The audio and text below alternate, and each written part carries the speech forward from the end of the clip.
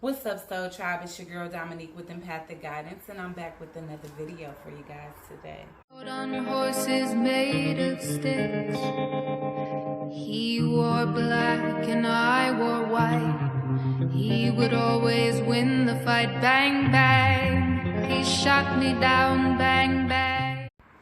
Okay, guys, so as you know, we have been on a streak of doing nothing but serious videos for about the past week, and I'm about to croak. I don't know about y'all, but I'm bored to tears with serious topics and messages. So today I felt like sharing. I felt like being a little bit transparent, which I typically am on this channel, and sharing my life. I'm not ashamed of doing that, even when my opinions on certain things aren't necessarily popular. I have a lot of unpopular opinions because I'm very different, eclectic. I stand out in the crowd. I don't conform to social normalities nor society normality. So I have a lot of different views that a lot of people may argue. And I don't know how this topic came up, but somebody definitely felt like being combative about my unpopular opinion on polyamorous relationships. So today, you guys, we are going to be talking about poly relationships, the good, the bad, the ugly, the things I agree with, the reasons why it is something that I heavily considered in the past and even attempted to try to pull off, but it didn't work out for me because I wasn't a vibrational match with the person that I was trying to conduct a polyamorous relationship with. So let's just get right into this video. So first, I'd like to start by saying, whoever doesn't know I'm bisexual, I am bisexual. No, I haven't engaged in any type of intimacy with a woman for I want to say 5 years now. I think I know the day down to a T because it was the day after 4th of July. So like July 5th, 2014. And that's the only reason why I remember. So I'm not trying to play that person like they wasn't special. Anyway, we just gonna get off into this video.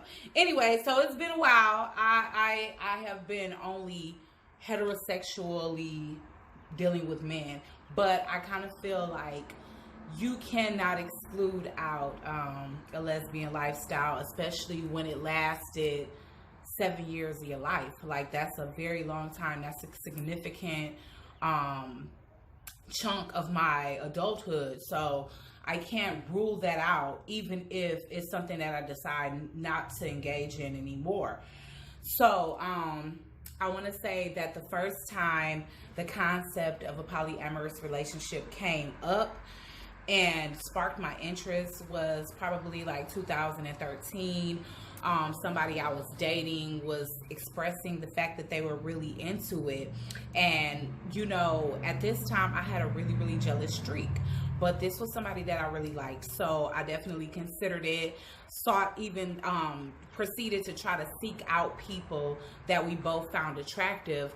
But unfortunately, I'm a little bit more lenient than that person was. So we never ended up finding somebody that we both felt physically compatible or physically attracted to. So ergo, never worked out, and me and that person didn't work out either. And this is the same person that I told you guys in a previous video put a witchcraft love spell, a binding spell, or think of me only spell on me. I really think it was a think of me only for sure, because that was the only person I could think about. I couldn't even think about myself. But pretty much that's when the concept came up, and after dating that person, that woman, it continued to plague my mind. Yes, I have engaged in three-way intercourse a handful of times, I guess you can say, and so that's why I'm comfortable with the dynamic of two people. I would first like to say that the things that I feel are good about polyamorous relationships and what I think it takes in order to be able to conduct a fair polyamorous relationship. So number one, I feel like you have to be high vibrational. If you are not high vibrational and you don't have energy to spare to others, then how on earth can you even maintain a one-on-one relationship, let alone a relationship with two different people? So that's one thing. That's the one misconception that people have, that, oh, it doesn't matter, like you have to have a high sex drive and that could be it. You probably should have a high enough sex drive to be able to satisfy two people or to be able to engage with two people at all times. But at the same time, I feel like energetically you have to be vibrating on a very high level. Therefore, you have plenty of energy to spare, where one is not feeling neglected or one is not feeling that is bae. Hey bae. I feel so in the clouds. Whatever. Y'all know I am so Cancer, Scorpio, Pisces. I hate myself. But I really don't hate myself, y'all. I just talk crazy like that, okay? I love myself. So let's get that straight, universe. I hope you heard me. Anyways, so I can't believe like how just getting a text message from somebody can have me like feeling sky high. But anyways, y'all, I can't even think straight. I feel like I gotta answer this. But anyway, yeah. So I feel like you have to be high vibrational. I feel like you have to be honest and trustworthy. And even though for me, the tiniest portion of it would be because I would be able to have the best of both worlds. But typically for me, that's not important. Some of the good factors that I feel about being able to share your life with more than one person is that, I hate to say the variety, but there is the variety. People had this misconception that all three people have to be engaging at once. No, it's not going to be like that all the time. Sometimes, one person be away at work and the other two get a chance to just bond, do things together, vice versa on all three platforms. But I feel like having more than one person to be able to confide in definitely keeps out outsiders that don't have your best interest at heart. I feel like, yes, the sex is great with multiple lovers, with a woman and a man. For me, it's enjoyable for me. I've engaged in it before, as I've confessed. And it's like I said, it's enjoyable. I definitely like the company of a woman, even though that's not something that I participated in for a long time. But it definitely was something that I enjoyed while I was engaging in that type of activity. And I definitely enjoy being that domestica, cooking, cleaning, catering to my man, being able to act ultra feminine and, just, I don't know, like I like that. In a dynamic where it's two women, I'm a little bit more dominant. I'm a little bit more alpha female, and I am the same way with the man as well. Like I stand up for myself. I'm not going to be super docile or subservient and just let him run over me and have a bunch of concubines and fucking mistresses and side bitches and not say shit about it. Like I raise hell, and if things don't change, then I storm out on your ass and I wait for you to come back, because I know I'm a good woman. I know what values I possess. So with that being said, that's some of the good things. And economically, I feel like having those three incomes is phenomenal. I feel like it'll make more room for vacations. It'll make it more room for like the parenting of children inside the home instead of always having to go outside the home. It's a cushion for more support. So if you're mad at one partner, and not to say you should be turning each other against each other, but at least you have somebody to console you when one partner wants to give you the cold shoulder, and that's an unbiased person, because that person is supposed to be the partner of both of you. So I just feel like it's more cushion for support. Again, more cushion for intimacy, and I'm not talking about just intimacy on the sexual level. More room for parenting where there will be less daycare or nannies involved, and the three of the parents will be in rotation.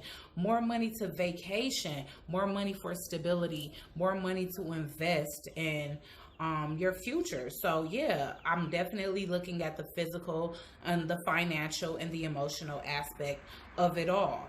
Now, can it get confusing? Can it be unequally yoked? Can attention be unevenly distributed, which can cause conflict? Yes, and those are certain signs that I find as a downside to polyamorous relationships.